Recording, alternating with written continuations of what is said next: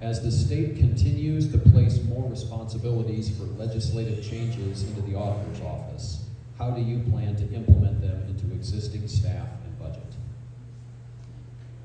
Well, once the legislation is passed and it's actually law, then of course we don't have an option. We need to implement that legislation, whatever it may be.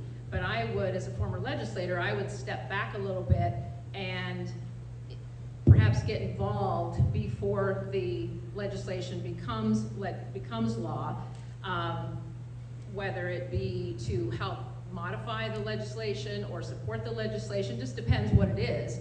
But I'm not afraid as a former legislator to be involved and have my voice heard, either through the ISAC committees, which is the Iowa State Association of County elected officials, or just with my colleagues as former House members.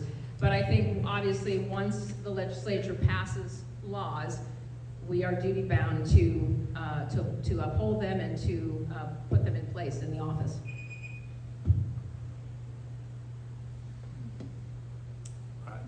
There's no argument or dissension with what Mary Ann said. If it's the law, you do it.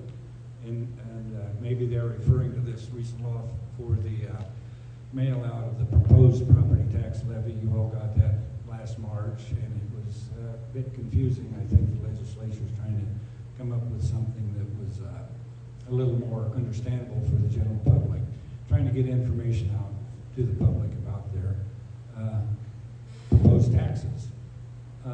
It was kind of a shock to our budget. It cost a little over $20,000 to do this mail out.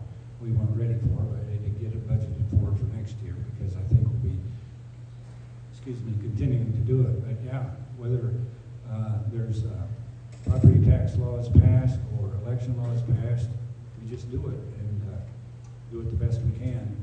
And if it involves a little bit of overtime for some of the staff, that will be cheaper than hiring more staff to take care of it.